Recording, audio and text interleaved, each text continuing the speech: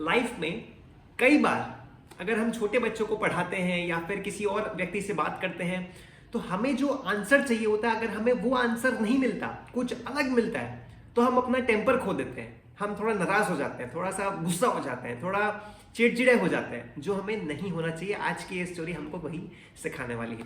नमस्कार आप सभी को, स्वागत है आप सभी का इस YouTube चैनल में जिसका नाम है हैप्पीनेस प्राइम। और आज का ये वीडियो H353 प्राइम वीडियो सिर्फ और सिर्फ आप लोगों के लिए। तो एक बार की बात थी, एक मास्टर जी थे, बहुत ध्यान से सुनिएगा इस स्टोरी को, बहुत मजेदार स्टोरी है। एक मास्टर जी थे, उन्होंने एक अंशी नाम की एक लड़की थी जो कि 7 साल की थी, सेकंड क्लास में थी, 7 इयर्स, बहुत छोटी लड़की थी। अंशी से एक सवाल पूछा कि अंशी ध्यान से सुनो, एक सवाल पूछता हूं मैं आपसे। अंशी ने बोला जी मास्टर जी। अंशी को उन्होंने पूछा कि अगर मैंने आपको एक ऑरेंज दिया, फिर एक और ऑरेंज दिया, फिर एक और ऑरेंज दिया, तो आपके पास टोटल कितने ऑरेंज हुए? तो अंशी सोचने लग गई, काउंट करने लग गई और सोच समझ के उसने बोला मास्टर जी 4।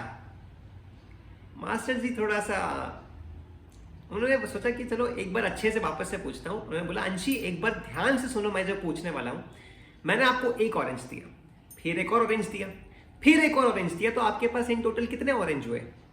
अंशी ने उनके मास्टर जी के थोड़े हाव भाव से पहचान लिया कि मास्टर जी खुश नहीं हुए मेरे जवाब से, थोड़ा उखड़ से गए हैं। तो अंशी ने फिर से काउंट करना शुरू किया। अंशी ने सोच के बोला 4। अब मास्टर जी थोड़ा सा चिड़चिड़े से हो गए। मास्टर जी को लगा कि इसको इतना भी नहीं आता, ये क्या काउंट कर रही है तब से, मैं तो इसको इतना साधारण सा क्वेश्चन पूछा फिर भी नहीं बता पा रही। मास्टर जी ने फिर थोड़ा सोचा, फिर बोला कि यार ऑरेंज का लगता है इसको ऑरेंज पसंद नहीं है, इसलिए थोड़ा फोकस नहीं कर पा रही है, इसको मैं स्ट्रॉबेरी का क्वेश्चन पूछता हूँ। तो इस बार मास्टर जी ने बोला अंशी ध्यान से सुनना, मैं एक और क्वेश्चन आपको पूछ रहा हूँ।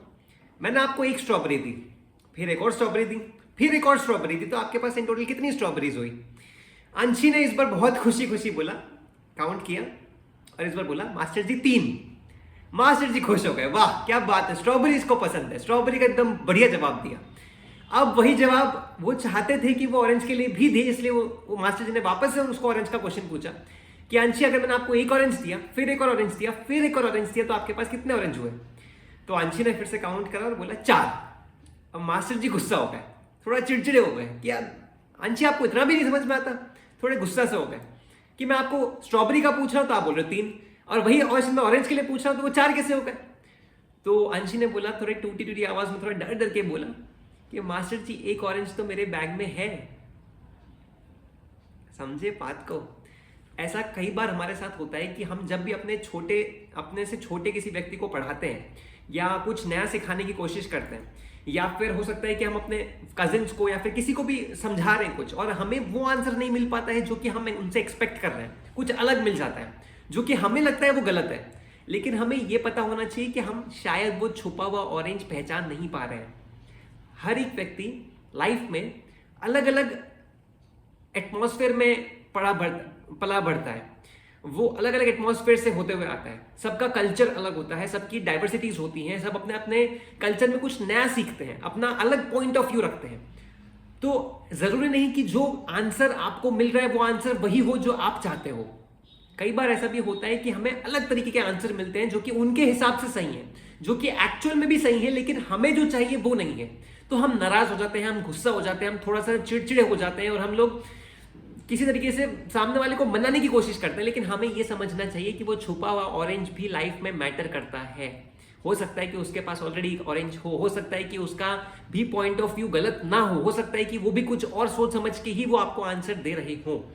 तो कभी भी लाइफ में इस तरीके से गुस्सा नहीं होना है, अपना टेम्पर लूज नहीं करना है, बहुत सोच समझ के आंसर देना है, बहुत सोच समझ के अपने मूड स्विंग्स करने हैं। अगर आप किसी छोटे को पढ़ाते हो तो आप बहुत ध्यान से समझो कि उसका भी कुछ पर्सपेक्टिव है, उसका भी कुछ नॉलेज है, उसका भी कुछ वे ऑफ थिंकिंग है, उसका भी कुछ way of answering the question है जो कि शायद आप नहीं समझ पा रहे हो।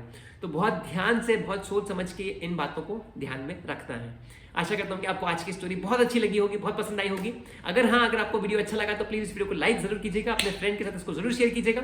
और अगर आप चैनल पे नए हैं, आपने अब तक सब्सक्राइब नहीं किया है, तो प्लीज नीचे एक सब्सक्राइब का बटन होगा रेड कलर का, उसको प्रेस कर दीजिए। एंड उसके बगल में बेल नोटिफिकेशन है, उसको भी आप प्रेस कर दीजिए, जिससे आपके पास वीडियो की नोटिफिकेशन सबसे पहले आ सके। आशा करता हूं कि आपको बहुत अच्छा लगा होगा वीडियो। एंड आपका संडे वीकेंड बहुत अच्छा गया होगा, आप अपनी फैमिली के साथ बहुत खुश होंगे, बहुत मेहनत कर रहे होंगे। कंसिस्टेंसी बनाए रखिए, डिसिप्लिन बनाए रखिए, हमेशा लाइफ में उतनी मेहनत कीजिए जितना आप डिजर्व करते हैं। आप जितना मेहनत कर सकते हैं उतना मेहनत कीजिए। आप जो भी डिजर्व करते हैं आपको सब कुछ मिलेगा, बस थोड़ा सा पेशेंस रखना पड़ेगा, लेकिन मिलेगा जरूर। तो मेहनत करते रहिए, मिलते हैं नेक्स्ट वीडियो में, तब तक के लिए नमस्कार।